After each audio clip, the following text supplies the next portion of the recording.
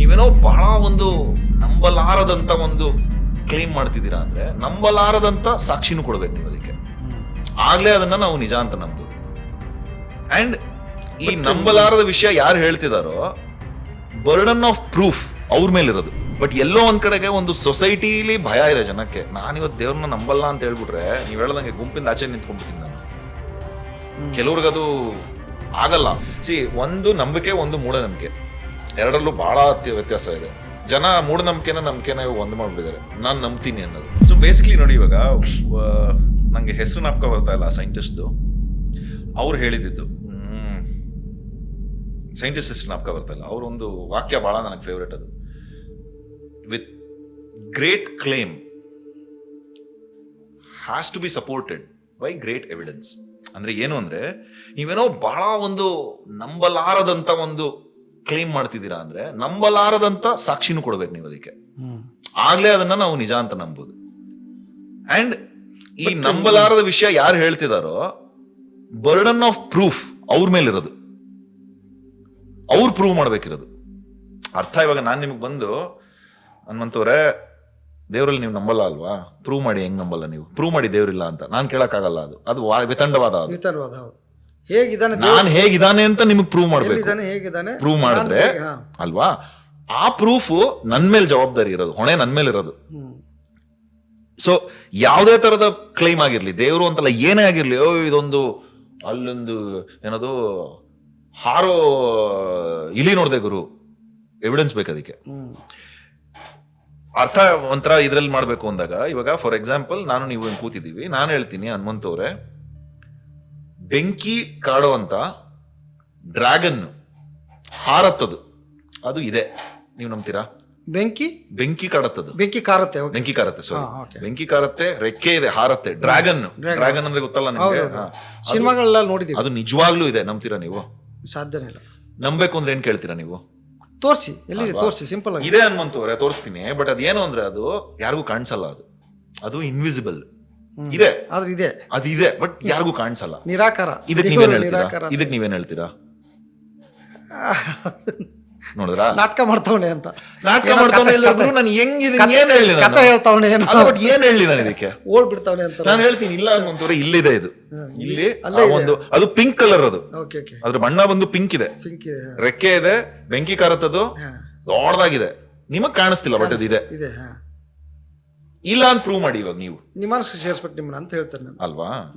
ಇಲ್ಲ ಅಂತ ನೀವು ಪ್ರೂವ್ ಮಾಡಿ ಅಂತ ಬಿಟ್ರೆ ನಾನು ಏನ್ ಹೇಳ್ತೀರಾ ನೀವು? ಇವಾಗ ನಾನು ಹೇಳ್ತಾ ಇದ್ದೀನಿ ಇದಿದೆ, ಇಲ್ಲ ಅಂತ ಕಾಣಿಸಲ್ಲ ಅದು, ಬಟ್ ಇದೆ ಅದು. ಇವಾಗ ಇದು ಇಲ್ಲ ಅಂತ ನೀವು ಪ್ರೂವ್ ಮಾಡಿ. ಇಲ್ಲದೆ ಇರೋದನ್ನ ಎಲ್ಲಿಂದ ಪ್ರೂವ್ ಮಾಡ್ತೀರಾ? ಬಟ್ ದುರಾದೃಷ್ಟವಶಾತ್ತು ನಾವು ಮತ್ತೆ ದೇವ್ರ ವಿಚಾರನ ತೆಗೆದುಕೊಂಡ್ರೆ ದೇವ್ರ ಬಗ್ಗೆನೇ ಇದೇ ಥರ ವಾದ ಮಾಡ್ಬೋದು ನಾವು. ಆದರೆ 80% ಜನ ಹೋಗ್ಲಿ 90% ಜನ ಕೂಡ ನಂಬ್ತಾರೆ, ದೇವರನ್ನ ಧರ್ಮವನ್ನು ನಂಬ್ತಾರೆ. ನಾವು ಈ ಸತ್ಯ, ನಾರ್ಮಲ್ ಸಿಂಪಲ್ ಸತ್ಯವನ್ನು, ಎಲ್ಲರಿಗೂ ತಲೆಗೆ ಇಮಿಡಿಯೇಟಾಗಿ ಹೊಳಿಬೇಕಾದ ಸತ್ಯವನ್ನು ಅರ್ಥ ಮಾಡ್ಕೊಳಕ್ ತಯಾರಿಲ್ಲ. ಐ ಥಿಂಕ್ ಅದು ಕಮ್ಸ್ ವಿತ್ ಪ್ರಿವಿಲೇಜ್ ಸರ್. ಅಂದ್ರೆ ನೀವು ಜೀವನದಲ್ಲಿ ಒಂದು ಬೇಸಿಕ್ ಲೆವೆಲ್ ಆಫ್ ಸ್ಟ್ರಗಲ್ ಅಲ್ಲಿ ಇಲ್ಲ ನೀವು ಅಂದ್ರೆ ಇದ್ರ ಬಗ್ಗೆ ಎಲ್ಲ ಯೋಚನೆ ಮಾಡ್ತೀರಾ ನೀವೇ. ಬಟ್ ನಿಮ್ಮ ಬೇಸಿಕ್ ಲೆವೆಲ್ ಸ್ಟ್ರಗಲ್ ನಡೀತಾ ಇದೆ, ಊಟ ಇಲ್ಲ, ಬಟ್ಟೆ ಇಲ್ಲ, ಮನೆ ಇಲ್ಲ, ಸಮಸ್ಯೆಗಳಿದೆ, ದುಡ್ಡಿಲ್ಲ, ಕೆಲಸಗಳಿಲ್ಲ, ಆ ತರ ಇದ್ದಾಗ ನೀವು ಅದ್ರ ಬಗ್ಗೆ ಯೋಚನೆ ಎಲ್ಲಿಗೆ? ಸರ್ ಇದು ಹಿಂಗೆ ಹೇಳ್ತಿರಲ್ಲ, ನಾವು ಮೀಸಲಾತಿ ಬಗ್ಗೆ ಮಾತಾಡಬೇಕಾಗಿತ್ತು. ಈಗ ಮೀಸಲಾತಿ ಬಂದಿರೋದು ಅಂಬೇಡ್ಕರ್ ಅವರಿಂದ. ಆ ಅಂಬೇಡ್ಕರ್ ಅವರಿಂದ ಪಡೆದುಕೊಂಡಿರುವ ಮೀಸಲಾತಿ ಸೌಲಭ್ಯವನ್ನು ಪಡೆದುಕೊಂಡು ಒಳ್ಳೊಳ್ಳೆ ಎಜುಕೇಷನಿಸ್ಟ್ ಜೀವನದಲ್ಲಿ ಮುಂದೆ ಬಂದು ನೌಕರಿ ಆಯಕಟ್ಟಿನ ಜಾಗದಲ್ಲಿ ಇದ್ಕೊಂಡವರು ಮತ್ತೆ ಹಿಂದಕ್ಕೆ ಹೋಗಿ ಅದೇ ಸತ್ಯನಾರಾಯಣ ಪೂಜೆ ಆ ಥರದ್ದೆಲ್ಲ ಮಾಡಿಸ್ಕೊಂಡು, ಇಸ್ರೋ ಸೈಂಟಿಸ್ಟ್ ರಾಕೆಟ್ ಲಾಂಚ್ ಮಾಡೋಕೆ ಮುಂಚೆ ಪೂಜೆ ಮಾಡ್ತಾರೆ, ಹೊಡಿತಾರೆ ಅಂದ್ರೆ ನಾವು ಏನು ಹೇಳೋಣ? ಮತ್ತೆ ಅದಕ್ಕೆ ಅವ್ರಿಗೇನು ಪ್ರಿವಿಲೇಜ್ ಕಡಿಮೆ ಇತ್ತು? ಹೆಂಗೆ ಮಾಡಿದ್ರು ಅಲ್ಲ, ಅದು ಒಂದೇನಾಗತ್ತೆ ಗೊತ್ತಾ, ಅದರಲ್ಲಿ ಎರಡು ತರ ಬರುತ್ತೆ. ಒಂದು, ನನ್ಗೆ ಅದೇ ಹೇಳ್ದಂಗೆ ನನ್ಗೆ ಕೆಟ್ಟವನಾಗಕ್ಕೆ ಇಷ್ಟ ಇಲ್ಲ ಸಮಾಜ. ದೇವರಲ್ಲಿ ಮನುಷ್ಯನಲ್ಲಿ ಯಾವಾಗ ಎಲ್ಲೂವರೆಗೆ ಭಯ ಇರುತ್ತೋ ಅಲ್ಲಿವರೆಗೆ ದೇವ್ರು ಇದ್ದೇ ಇರ್ತಾನೆ ಅಂತ ಅನ್ಸುತ್ತೆ. ಅಲ್ಲ ಅಂದ್ರೆ ಒಂದು ಯಾಕೆ ಮಾಡ್ಬೋದು ಕೆಲವರು ಆತರ, ನೀವು ಹೇಳ್ದಂಗೆ ಪ್ರಿವಿಲೇಜ್ ಇದ್ದು, ಎಜುಕೇಶನ್ ಇದ್ದು, ಆಕ್ಸೆಸ್ ಇದ್ದು, ಒಳ್ಳೆ ಪೊಸಿಷನ್ ಇದ್ದವರು ದೇವ್ರಿಗೆ ಈ ತರ ಇದು ಮಾಡೋದು. ಒಂದೇನಿರ್ಬೋದು ಅಂದ್ರೆ ನನಗೆ ಕೆಟ್ಟ ಹೆಸರು ತೊಗೊಳಕ್ ಇಷ್ಟ ಇಲ್ಲ. ನಾನು ಅವಾಗ್ಲೇ ಹೇಳಿದ್ನಲ್ಲ, ಸಮಾಜದಲ್ಲಿ ನಿಮ್ನ ಒಂಥರ ಗುಂಪಿನಿಂದ ಹೊರಗಡೆ ಇರಕ್ಕೆ ತಯಾರಿಲ್ಲ. ಇಲ್ಲ, ನಾನು ಗುಂಪಲ್ಲಿರೋದೇ ಇಷ್ಟ. ನಂಗೆ ಆ ಭಯ ಒಂದಿದೆ. ಇನ್ನೊಂದು, ಅವ್ರು ನಂಬೋದು, ನಿಜವಾಗ್ಲೂ ನಂಬೋದು ಅವರು, ಅದು ವಿಪರ್ಯಾಸ ಅಷ್ಟೇ. ಅಂದ್ರೆ ಅದು ಗ್ರಾಚಾರ. ನಿಜವಾಗ್ಲೂ ನಂಬೋರು ಜಾಸ್ತಿ ಇದ್ದಾರೆ. ಯಾಕಂದ್ರೆ ನನ್ನ ಪ್ರಕಾರ ಅದ್ ನಿಜವಾಗ್ಲೂ ನಂಬೋರೋ ಅಥವಾ ಸಿಚುವೇಶನ್ಗೆ ಹೆದರ್ಕೊಂಡು ನಂಬೋರೋ ಅದನ್ನ ಅಳಿಯೋದು ಬಹಳ ಕಷ್ಟ. ಅವ್ರು ಹೇಳೋದು ಹೇಳ್ತಾರೆ, ಇಲ್ಲ ಗುರು ನನಗೆ ನಂಬಿಕೆ ಇದೆ ಅಂತ. ಬಟ್ ನೀವು ತರ್ಕವಾಗಿ ಕುತ್ಕೊಂಡು ಅವ್ರ ಜೊತೆಗೆ ಒಂದ್ ಸ್ವಲ್ಪ ಮಾತಾಡಿದ್ರೆ ಅವರೇ ಬ್ಯಾಕ್ ಟ್ರ್ಯಾಕು ಮಾಡ್ತಾರೆ. ಬಟ್ ಎಲ್ಲೋ ಒಂದ್ ಕಡೆಗೆ ಒಂದು ಸೊಸೈಟಿಲಿ ಭಯ ಇದೆ ಜನಕ್ಕೆ. ನಾನಿವತ್ತು ದೇವ್ರನ್ನ ನಂಬಲ್ಲ ಅಂತ ಹೇಳ್ಬಿಟ್ರೆ ನೀವ್ ಹೇಳದಂಗೆ ಗುಂಪಿಂದ ಆಚೆ ನಿಂತ್ಕೊಂಡ್ಬಿಡ್ತೀನಿ ನಾನು. ಕೆಲವ್ರಿಗದು ಆಗಲ್ಲ. ಎಲ್ಲ ಇತ್ತೀಚಿನ ದಿನಗಳಲ್ಲಿ ಯಾರು ಪ್ರಶ್ನೆ ಮಾಡ್ತಾರೋ, ಯಾರು ಪ್ರಗತಿಪರರು ಹೊಸ ವಿಚಾರಪರತೆಯನ್ನು ಒಪ್ಕೋತಾರೋ, ಅದನ್ನ ಹುಡುಕಾಟದಲ್ಲಿರ್ತಾರೋ ಅವ್ರನ್ನ ಗೌರವಿಸುವ ಇದು ಜಾಸ್ತಿ ಆಗ್ತಾ ಇದೆ ಈಗ. ಹಂಗಾಗಿ ಅದು ಬರ್ಬೇಕು ಆಕ್ಚುಲಿ ಅಂತ ಅನ್ಸುತ್ತೆ. ಹೋಪ್ಫುಲಿ. ಬಿಕಾಸ್ ನಾವೆಲ್ಲ ಚಿಕ್ಕವರಾಗಿದ್ದಾಗ ನಮ್ಗೆ ಒಂಥರ ಬುದ್ಧಿಜೀವಿಗಳು, ಓದು ತಿಳ್ಕೊಂಡಿರೋರು, ಲೋಕಜ್ಞಾನ ಇಟ್ಕೊಂಡಿರೋರು ಏನ್ ಹೇಳ್ತಾರೆ ಬಹಳ ಮುಖ್ಯ ಆಯ್ತು, ಪ್ರಾಮುಖ್ಯತೆ ಇತ್ತು ಅದು. ಅಂದ್ರೆ ಅವ್ರು ಹೇಳೋದ್ರ ಮೇಲೆ ನಮ್ಗೆ ಒಂದ್ ಸ್ವಲ್ಪ, ಅಥವಾ ಅವ್ರು ಹೇಳೋ ಬುಕ್ ಆಗ್ಬೋದು, ಅವ್ರು ಹೇಳೋ ಸಿನಿಮಾ ಆಗ್ಬೋದು, ಅವ್ರು ಹೇಳೋವಂಥ ಒಂದು ಪಾಪ್ ಕಲ್ಚರ್ ಇದಾಗ್ಬೋದು, ಅದ್ರ ಮೇಲೆ ನಮ್ಗೆ ಒಂದ್ ಸ್ವಲ್ಪ ಕಾಳಜಿ ಇತ್ತು. ನಾನು ಈಗ ಸದ್ಯದ ಸಮಯದಲ್ಲಿ ನೋಡ್ತಿರೋದು ಒಂಥರ ಬುದ್ಧಿಜೀವಿ ಆಗಿರೋದು, ಅಥವಾ ವಿಚಾರಗಳನ್ನ ತಿಳ್ಕೊಂಡಿರೋದು, ಅಥವಾ ಎಕ್ಸ್ಪೀರಿಯನ್ಸ್ ಇರೋದು ಒಂಥರ ಎಲ್ಲೋ ಒಂದ್ ಕಡೆ ಅದು ಒಂಥರ ವ್ಯಂಗ ಆಗ್ಬಿಡಿದೆ. ಅಂದ್ರೆ ಇವನ್ ಬಿಡು ಬುದ್ಧಿಜೀವಿನ ಇವಾಗ ನಾವು ಬಯಕ್ ಶುರು ಮಾಡಿದೀವಿ. ಹೌದೌದು. ಅಂದ್ರೆ ಒಂದ್ ಕಾಲದಲ್ಲಿ ಬುದ್ಧಿಜೀವಿ ಆಗೋದಕ್ಕೆ ನೀವು ಶ್ರಮ ಪಡ್ಬೇಕಿತ್ತು, ಈಗ ಬುದ್ಧಿಜೀವಿ ಆದ್ರೆ ನಿಮ್ಗೆ ಅಪಮಾನ ಸಿಗುತ್ತೆ.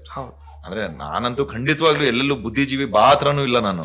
ಬಟ್ ನಾನು ಹೇಳ್ತಿರೋದು ಪಾಪ ಓದಿರೋರು, ತಿಳ್ಕೊಂಡಿರೋರು, ಎಕ್ಸ್ಪೀರಿಯನ್ಸ್ ಇಟ್ಕೊಂಡಿರೋರು, ಪುಸ್ತಕಗಳನ್ನ ಬರ್ದಿರೋರು, ಹಿಸ್ಟಾರಿಯನ್ಸ್, ರಿಸರ್ಚ್ ಮಾಡಿರೋರು, ಎಲ್ಲ ವಿಚಾರ ಮಾತಾಡ್ಕೊಂಡು ನಾನು ಬುದ್ಧಿಜೀವಿ ಅಲ್ಲ ಅಂತ.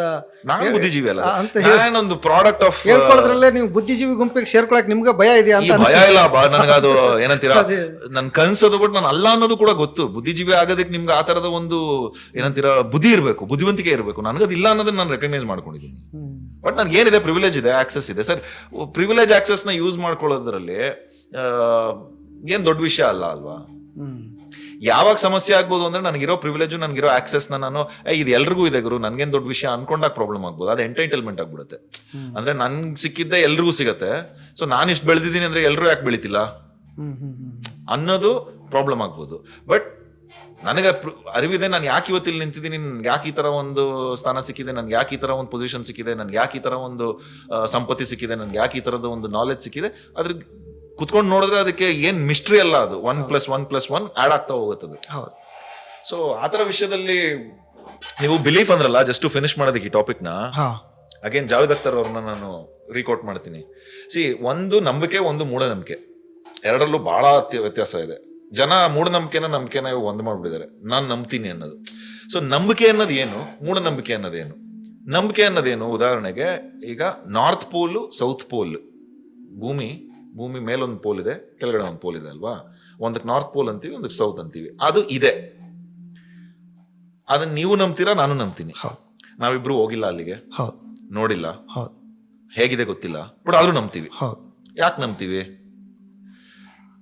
ಎಷ್ಟೊಂದ್ ಜನ ಹೋಗಿರೋರು ಅದ್ರ ಬಗ್ಗೆ ರಿಸರ್ಚ್ ಮಾಡಿದ್ದಾರೆ, ಹೋಗಿ ನೋಡಿ ಅದನ್ನ ತಿಳಿಸಿರೋರಿದ್ದಾರೆ, ಅದ್ರ ಬಗ್ಗೆ ವಿಡಿಯೋಸ್ ಮಾಡಿರೋರು ಇದ್ದಾರೆ. ಅದ್ರ ಜೊತೆಗೆ ಬೇಸಿಕ್ ನಾಲೆಜ್ ಇಟ್ಕೊಂಡಿರೋರು, ಬೇಸಿಕ್ ಸೈನ್ಸ್ ನಾಲೆಜ್ ಎಜುಕೇಶನ್ ಅಲ್ಲಿ ಸಿಕ್ಕಿರೋರಿಗೆ ಪೃಥ್ವಿ ಗುಂಡಿಗಿದೆ ಅಂದ್ರೆ ಮೇಲೆ ಕೆಳಗಡೆ ಒಂದೊಂದು ಪಾಯಿಂಟ್ ಇದ್ದೇ ಇರುತ್ತೆ. ಒಂದ್ ಚೆಂಡು ನಾವು ನೋಡಿದಾಗ ಗೊತ್ತಾಗತ್ತಲ್ವಾ, ಇಲ್ಲೊಂದಿದೆ ಹಂಗೆ ಇರುತ್ತೆ.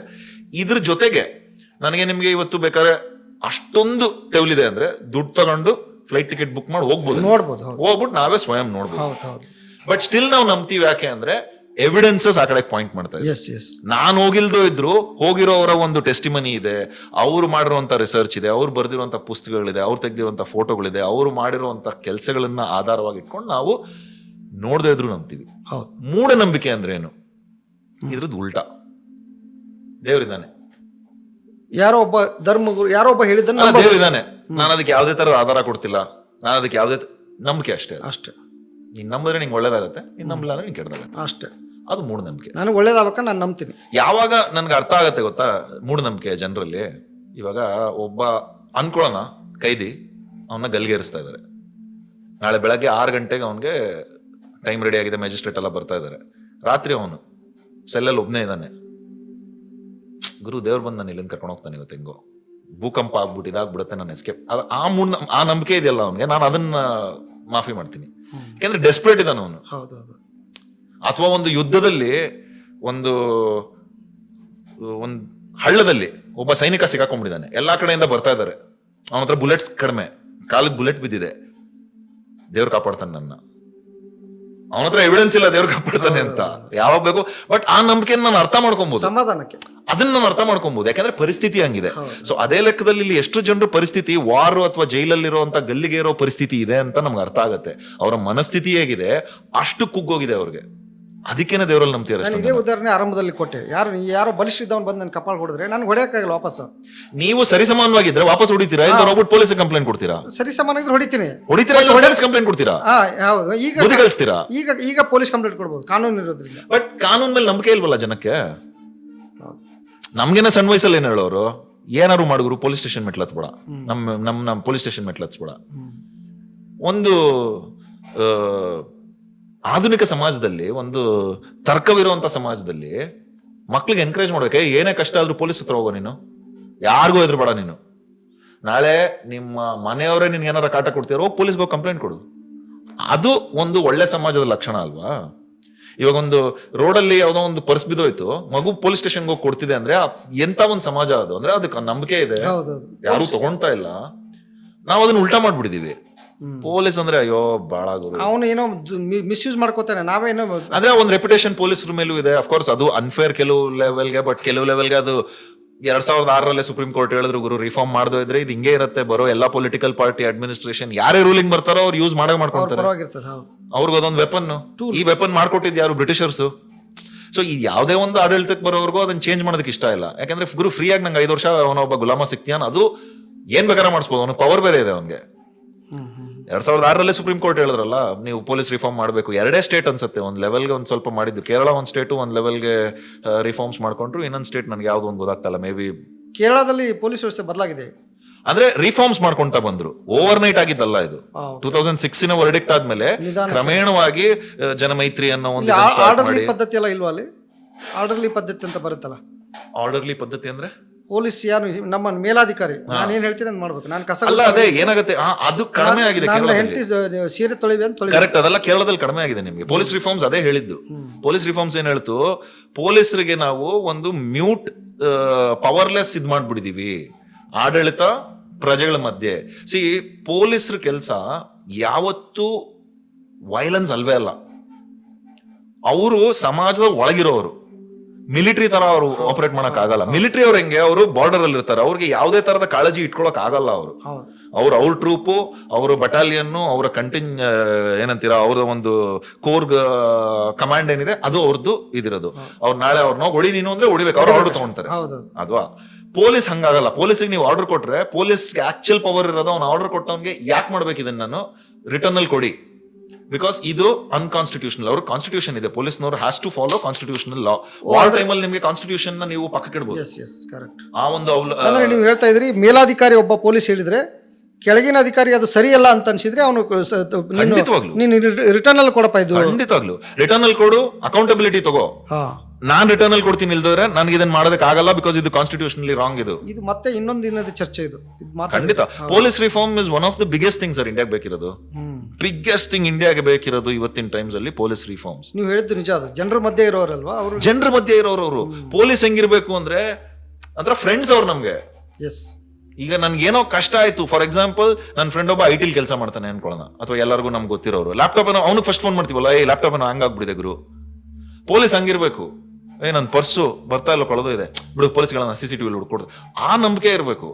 ಆಲ್ಸೋ ಅದಕ್ಕೆ ಪೊಲೀಸ್ ರಿಫಾರ್ಮ್ಸ್ ಬೇಕಿದೆ, ಬಿಕಾಸ್ ಪೊಲೀಸ್ ಯಾವ ರೀತಿ ಯೂಸ್ ಆಗ್ತಾ ಇದಾರೆ, ಅಬ್ಯೂಸ್ ಆಗ್ತಿದ್ದಾರೆ ಅಂತ ನಮ್ಗೆಲ್ಲರಿಗೂ ಗೊತ್ತಿರೋದೆ. ಅದು ಏನಾದ್ರಲ್ಲಿ ಯಾವುದೇ ತರದ ಒಂದು ಮುಚ್ಚುಮರೆ ಇಲ್ಲ, ಬಟ್ ಡಿಫ್ರೆನ್ಸಸ್ ಇದೆ. I think each state to state ನೋಡಿದಾಗ, ಫಾರ್ ಎಕ್ಸಾಂಪಲ್ ನಾನು ಮಲಯಾಳಂ ಸಿನಿಮಾಗಳನ್ನ ನೋಡಿದಾಗ ಪೊಲೀಸ್ ಅಟ್ರಾಸಿಟಿ ಮೇಲೆ ಫಿಲ್ಮ್ಸ್ ಮಾಡ್ತಾರೆ. ನಯಟ್ಟು ಅಂತ ಒಂದು ಸಿನಿಮಾ ನೋಡಿದೀನಿ, ಸಾಕಷ್ಟು ಸಿನಿಮಾ ನೋಡಿದೀನಿ. ಅದ್ರಲ್ಲಿ ಏನಾರ ಪೊಲೀಸ್ ಇನ್ಆಕ್ಷನ್ ಆಯ್ತು, ಅದಾದ್ಮೇಲೆ ನೀವು ನೋಡಿ ಪೊಲೀಸ್ ತಲೆ ಮರೆಸ್ಕೊಂಡು ಓಡ್ತಾರೆ ಸಿನಿಮಾಗಳ ಕಥೆಯಲ್ಲಿ. ಅಂದ್ರೆ ಅವ್ರಿಗೆ ಭಯ ಇದೆ, ಜನರ ಭಯ ಇದೆ, ಡಿಪಾರ್ಟ್ಮೆಂಟ್ ಭಯ ಇದೆ, ಅಕೌಂಟಬಿಲಿಟಿ ಭಯ ಇದೆ. ಏನೋ ಕಸ್ಟೋಡಿಯಲ್ ಡೆತ್ ಆಯ್ತು, ಏನೋ ಆಕ್ಸಿಡೆಂಟ್ ಅಲ್ಲಿ ಇದಾಯ್ತು ಕಥೆಯಲ್ಲಿ, ಅವರು ತಲೆ ಮರೆಸ್ಕೊಂಡು ಓಡ್ತಾರೆ. ವೆರಾಸ್ ಹೆಸರು ತಗೊಳ್ದೆ ಬೇರೆ ರಾಜ್ಯಗಳಿಗೆ ನಾವು ನಾರ್ತ್ ಕಡೆ ಹೋಗಿ ನೋಡಿದಾಗ ಗುಂಡಾರಾಜ್ ಅದು. ಪೊಲೀಸ್ ಏನಂದ್ರೆ, ಪೊಲೀಸ್ ಯಾರ್ದಾರ ಕಸ್ಟೋಡಿಯಲ್ ಡೆತ್ ಮಾಡಿದಾನೆ ಅಂದ್ರು ಹೆದರ್ತಾರ ಅವರು? ಭಯ ಇಲ್ಲ ಅವ್ರಿಗೆ, ಅಕೌಂಟಬಿಲಿಟಿ ಇಲ್ಲ. So police reform one of the biggest ಅಂದ್ರೆ ಮೋಸ್ಟ್ ಇಂಪಾರ್ಟೆಂಟ್ ಥಿಂಗ್ ಆಗ್ಬೇಕಿರೋದು ನಮ್ಮ ಭಾರತದಲ್ಲಿ ಅಂದ್ರೆ ಪೊಲೀಸ್ ರಿಫಾರ್ಮ್. ಪೊಲೀಸ್ಗೆ ನಾವು ರೈಟ್ಸ್ ಕೊಡಬೇಕು, ಅವರ ಟೆನ್ಯೂರ್ನ ಚೇಂಜ್ ಮಾಡಬೇಕು, ಅಂಡ್ ಅಬ್ಸಲ್ಯೂಟ್ಲಿ ಅಡ್ಮಿನಿಸ್ಟ್ರೇಷನ್ಗೆ ಅವರು ತಲೆ ಬಾಗ್ಸೋಂಗಿಲ್ಲ, ಅವರು ಜನಕ್ಕೆ ಸರ್ವ್ ಮಾಡ್ಬೇಕು. ಅವರು ಎಸ್ ಸರ್, ಥ್ಯಾಂಕ್ ಯು. ಸಾಕಷ್ಟು ವಿಚಾರ ಮಾತಾಡಿದ್ವಿ.